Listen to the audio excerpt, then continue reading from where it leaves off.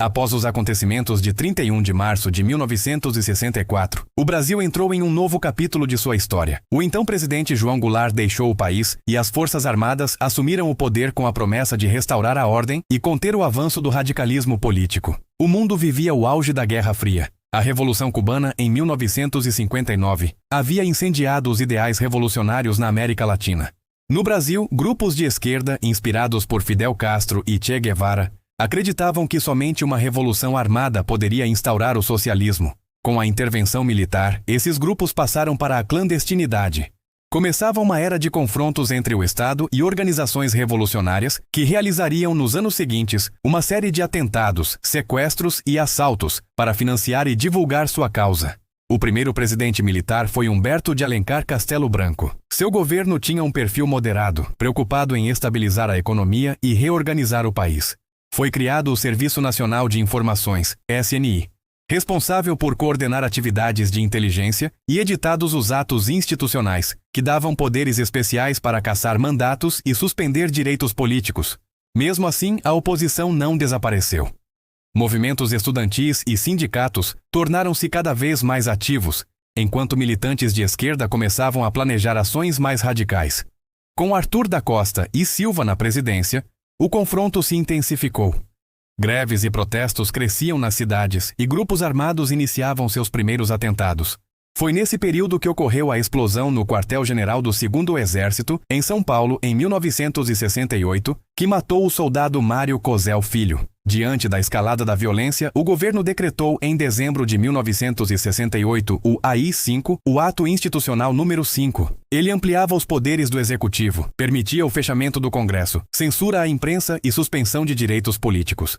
Costa e Silva, porém, adoeceu e foi substituído por uma junta militar, até que um novo presidente foi escolhido. Em 1969, assumiu o general Emílio Garrastazu Médici, período marcado por dois aspectos opostos: o auge da repressão contra a luta armada e o chamado milagre econômico, quando o Brasil teve grande crescimento, obras de infraestrutura e expansão industrial.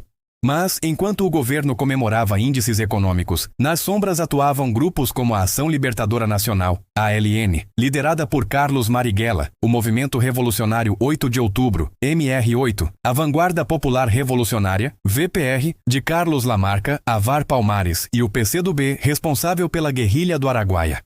Eles realizaram assaltos a bancos, explosões e até sequestros de embaixadores, como o do norte-americano Charles Burke Elbrick, em 1969, libertado após o governo atender às exigências dos sequestradores e soltar presos políticos.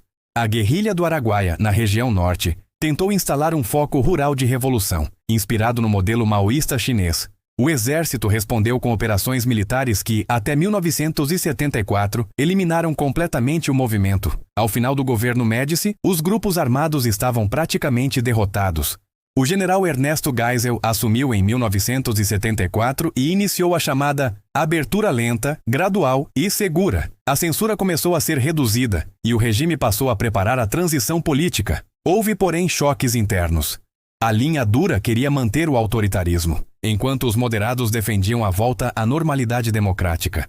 Em 1979, já no governo seguinte, foi aprovada a Lei da Anistia, perdoando crimes políticos cometidos tanto por militantes quanto por agentes do Estado. O último presidente militar, João Figueiredo, acelerou a abertura política. A censura foi suspensa, novos partidos surgiram e a sociedade civil ganhou voz com movimentos como as Diretas Já, que pediam eleições presidenciais diretas.